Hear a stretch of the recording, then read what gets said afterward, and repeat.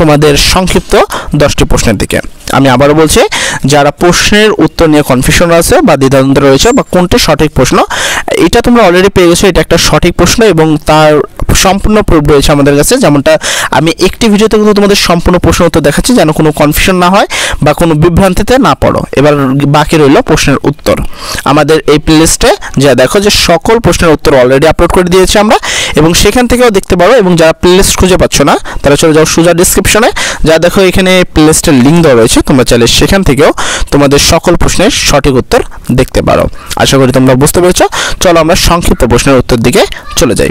তো সংক্ষিপ্ত প্রশ্ন তোমাদের 10টি প্রশ্ন। 1 নম্বর প্রশ্ন হলো, রাখাইলে রইয়া গেল নাও ঘোরাও উক্তিটির ভাষার কোন রীতিতে ব্যবহৃত হয়েছে? তারপরে ধ্বনির বৈশিষ্ট্য অনুযায়ী ধ্বনির নাম কি? তারপর 18 নম্বর প্রশ্ন হলো, সৌন্দর্য শব্দের প্রকৃতি প্রত্যয় লেখো। তারপর 19 নম্বর প্রশ্ন হলো, মনস্থির শব্দের প্রমিত উচ্চারণ লেখো। 20 নম্বর হলো, চতুর্ভুজ শব্দের সঠিক ব্যাস বাক্য কি? তারপর 21 নম্বর প্রশ্ন হলো, সাম্যবাদী কবিতার শেষ চরণটি লেখো, মানে শেষ লাইনটি লেখো। 22 নম্বর প্রশ্ন হলো, পণ্ডশ্রম কবিতার প্রতি স্তম্ভের কোন চরণ শেষে মিলে রয়েছে? 23 নম্বর প্রশ্ন, কে কোথায় আছেন মুক্তিরা ফাঁড়ি আক্রমণ করেছে? অপারেশনের কদমতলী গল্পে কবিতা কথাটি কে বলেছেন? তারপর তোমাদের 24 নম্বর প্রশ্ন হলো, জহির রায়হানের বিখ্যাত চলচ্চিত্রটির নাম কি? 15 নম্বর প্রশ্ন, হুমায়ুন আজাদের লেখা বাংলা সাহিত্যের পরিচিতিমূলক বইটির নাম কি?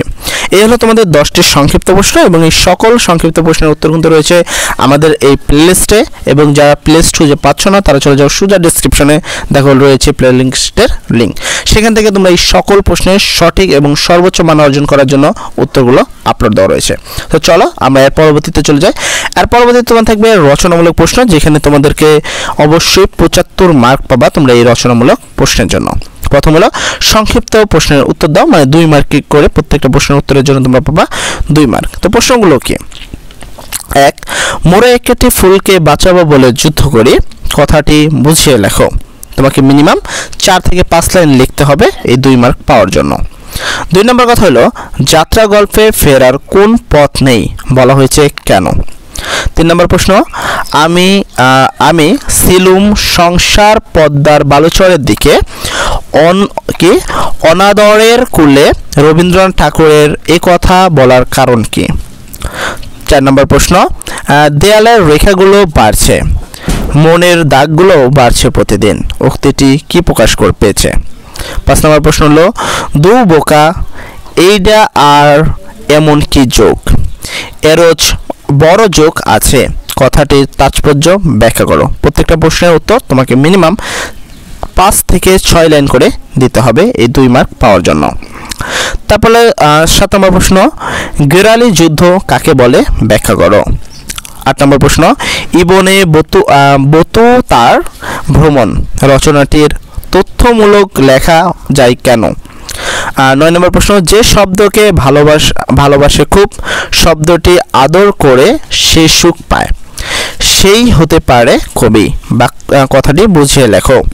10 নম্বর প্রশ্ন, এর হৃদয়ের চেয়ে বড় কোনো মন্দির কাবা নেই বলতে কবি কি বুঝিয়েছেন, এটাও তোমাকে বুঝিয়ে লিখতে হবে। আমি আবারও বলছি, সংক্ষিপ্ত প্রশ্নের উত্তর তোমাকে মিনিমাম 5 থেকে 6 লাইন করে লিখতে হবে, এবং এই সকল প্রশ্নের সর্বোচ্চ মার্ক অর্জন করার জন্য যে উত্তরটা রয়েছে সেটা কিন্তু আমাদের কাছে রয়েছে, এবং আমরা সেটা অলরেডি আপলোড করে ফেলেছি। তোমরা চাইলেই প্লেলিস্টে গিয়ে সকল প্রশ্নের সঠিক উত্তর দেখতে পারো। আশা করি তোমরা বুঝতে পেরেছো। এবার আমরা চলে যাব তোমাদের পরবর্তীতে রচনামূলক প্রশ্নে। এখানে প্রশ্ন থাকবে 5টা, তোমাকে যে কোনো প্রশ্ন উত্তর দিতে হবে। তবে খেয়াল করার বিষয় যে এখানে দৃশ্যপট